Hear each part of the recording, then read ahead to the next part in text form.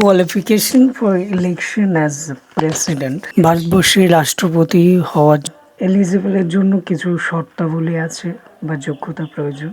First of all is a citizen of India, মানে ভারতের নাগরিক হতে হবে। Has completed the age of 35 years old, মানে অন্তত পক্ষে তাকে 35 বছর বয়স হতে হবে।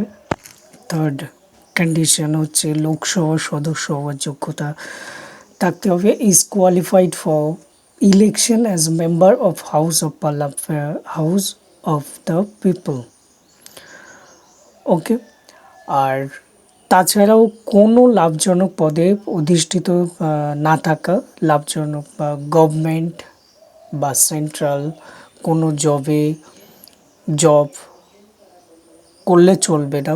যেটা বললাম, পার্লামেন্ট বা কোনো রাজ্যসভার সদস্য না থাকা, পার্লামেন্ট বা কোনো রাজ্য আইনসভার সদস্য না থাকা, আর 15,000 টাকা জামানত হিসেবে কিন্তু জমা দিতে হবে। মনোনয়নপত্র 50 জনের নির্বাচকের দ্বারা প্রস্তাবিত হবে এবং অপর 50 জন নির্বাচকের দ্বারা কিন্তু সমর্থিত হবে। এই যে প্রেসিডেন্টে কীভাবে নির্বাচন করে, কেন্দ্রীয় আইনসভা ও রাজ্য বিধানসভা সমূহ নির্বাচন সদস্যদের নিয়ে গঠিত এক বিশেষ নির্বাচক মণ্ডলীরা মিলে কিন্তু প্রেসিডেন্টকে নিয়োগ করেন।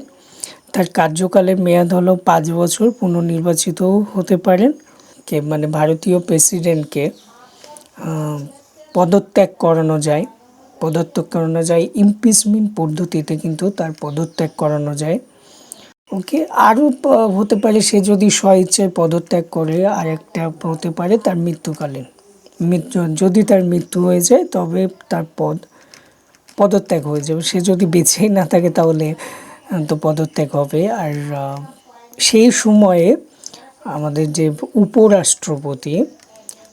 উপরাষ্ট্রপতি কিন্তু সেই ক্ষমতা ভোগ করে, রাষ্ট্রপতি ক্ষমতা কিন্তু ভোগ করে।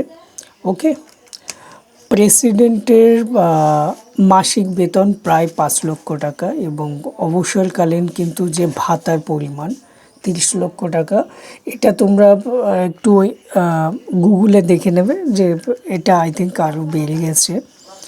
ক্ষমতা ও কার্যাবলী কী কী ক্ষমতা তিনি ভোগ করেন, দেখো একজন রাষ্ট্রপতি হলো কী কী ক্ষমতা ভোগ করেন: শাসন সংক্রান্ত ক্ষমতা, আইন সংক্রান্ত ক্ষমতা, বিচার সংক্রান্ত ক্ষমতা, অর্থ সংক্রান্ত ক্ষমতা, জরুরি অবস্থাদি সংক্রান্ত কিন্তু ক্ষমতা কিন্তু তিনি ভোগ করে থাকেন।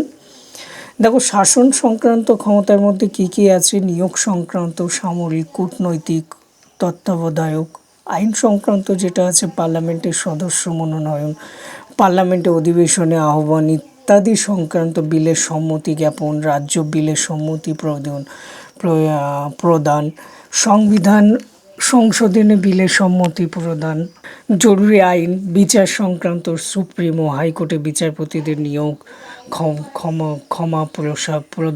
ক্ষমা প্রদর্শন দেখবে কোনো একমাত্র কিন্তু ভারতের রাষ্ট্রপতিরই কিন্তু অধিকার আছে যে কোনো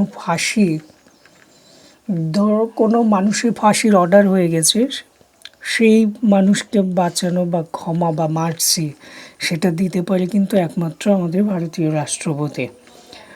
অর্থ সংক্রান্ত ক্ষমতার মধ্যে যেমন অর্থ বিল, বাজেট, ব্যয় মঞ্জুরি দাবি, আকস্মিক ব্যয় ইত্যাদি সংক্রান্ত।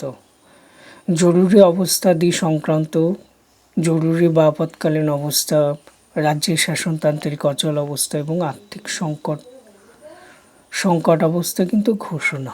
এটা ছিল রাষ্ট্রপতির সংক্ষিপ্ত পরিচয়। এই পদ্ধতিতে রাষ্ট্রপতি নিয়োগ হয় এবং রাষ্ট্রপতি তার পদে থাকাকালীন এই ক্ষমতাগুলো কিন্তু ভোগ করে। যদি ভালো লেগে থাকে অবশ্যই লাইক, কমেন্ট, সাবস্ক্রাইব করতেও ভুলবে না।